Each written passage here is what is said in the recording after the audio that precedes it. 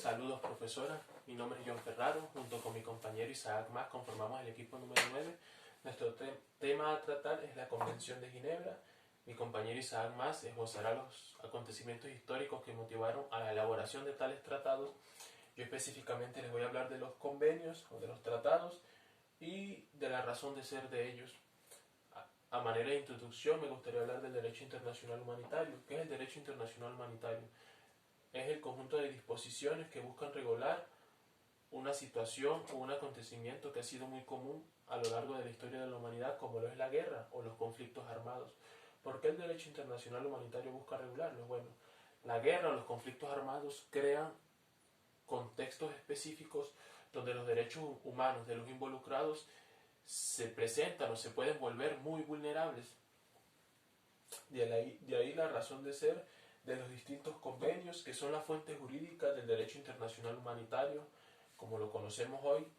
¿Por qué? Porque resulta que estos convenios de Ginebra, celebrados hace ya más de 2 siglos, fueron la experiencia de esas guerras, sobre todo de la Primera y de la Segunda Guerra Mundial, y donde se vio la necesidad de crear un conjunto de disposiciones que establecieran los parámetros mínimos de trato que deberían recibir los involucrados en estos conflictos armados.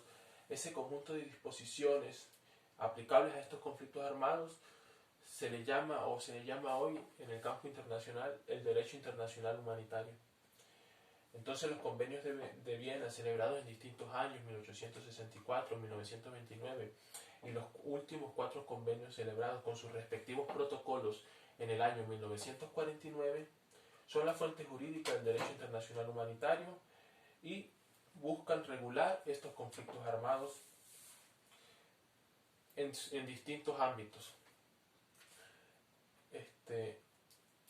¿A quiénes se aplican los convenios de Ginebra? Bueno, los convenios de Ginebra, como ya se lo he dicho, no se celebraron, se empezaron a hacer las negociaciones y a elaborar el 12 de abril del año 1949 y se terminaron el 12 de agosto. 4 meses tardaron, motivados también mucho por la Cruz Roja Internacional, y buscan regular primeramente los conflictos armados en dos ámbitos. Los conflictos armados a nivel internacional entre estados y los conflictos armados a nivel interno.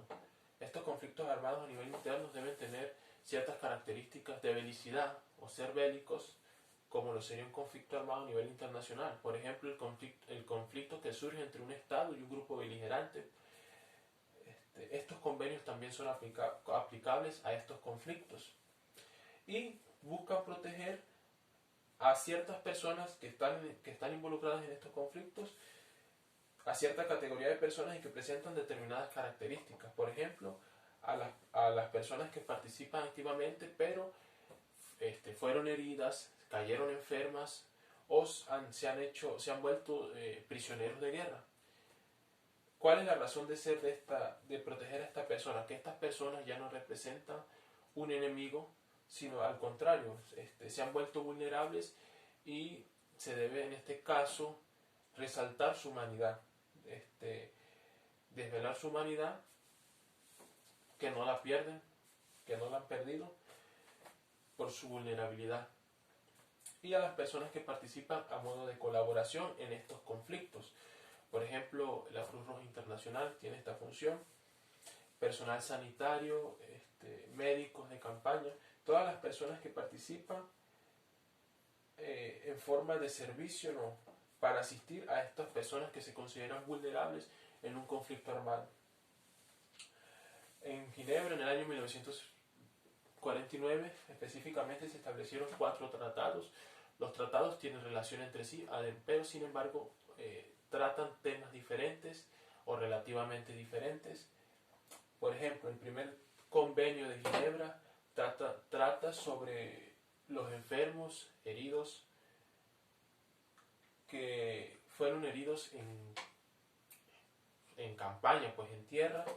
El segundo convenio trata sobre los enfermos, los heridos y los náufragos, que fueron heridos obviamente en el mar. El tercer convenio trata sobre los prisioneros de guerra. Y el cuarto convenio trata sobre los Los civiles que se ven involucrados en estos conflictos armados, ya sea porque su país es territorio de conflicto o porque fue invadido o porque se lo han llevado de cierta forma, se han introducido en un país extranjero que está en un conflicto armado, introducidos a la fuerza, quiero decir. Entonces, ¿cuál es la estructura de estos convenios? Ciertamente estos convenios comparten disposiciones generales y disposiciones finales iguales. Las disposiciones generales se refieren primero al ámbito de aplicación de los convenios, quiénes son los encargados de aplicar el convenio. Obviamente, los países que están en conflicto y que han sido ratificadores de los tratados, han ratificado los tratados. También tenemos las potencias encargadas de velar por las disposiciones de los tratados para que se cumplan y respeten. Tenemos organismos como la Cruz Roja Internacional y tenemos estados neutrales que bien pueden verse involucrados en los conflictos armados porque enfermos y heridos se han introducido en su territorio y como ellos son también parte de los tratados, de la convención o de los convenios, tienen responsabilidad de asistir a estas personas.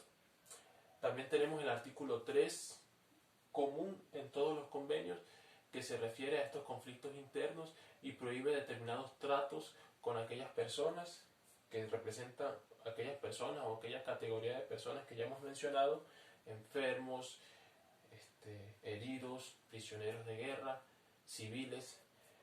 Entonces el artículo 3 de estos 4 convenios regula esos conflictos internos, dicen que los tratados o los convenios son aplicables a esos conflictos y establece la prohibición de tortura, de maltratos, tratos inhumanos o crueles, ¿no? Eso con respecto a las disposiciones generales. Estos dos convenios tienen mucha relación entre sí, solamente cambia un poco a las personas en que se aplica el segundo convenio, que establece que también se puede aplicar a los náufragos, pero su diferencia es en el ámbito de aplicación. ¿Por qué? Porque cambia el ámbito de aplicación territorial. El primer convenio se aplica a los conflictos en tierra y el segundo convenio a los conflictos en mar. El tercer convenio nos define en su artículo 4 qué entiende por un prisionero de guerra. Y el quinto convenio, como ya les dije, trata sobre los prisioneros o las personas civiles que se ven involucradas en un conflicto armado muy motivado por la Segunda Guerra Mundial y la experiencia de los campos de concentración. Las disposiciones finales establecen la forma en que los tratados serán o los convenios serán ratificados y cuándo entrarán en vigor. Cito al convenio número 1 en su artículo 58 que dice que el tratado entrará en vigor 6 meses después de haber recibido al menos 2 ratificaciones. Y también son convenios de tipo abierto donde da posibilidad a que otros estados que no han sido parte de la negociación se puedan poner bajo el imperio del tratado a través de un procedimiento de adhesión.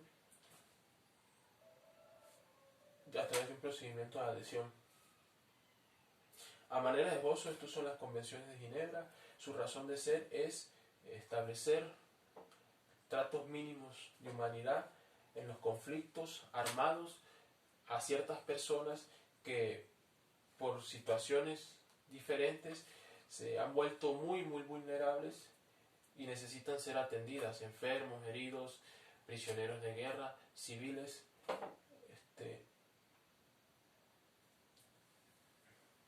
Gracias.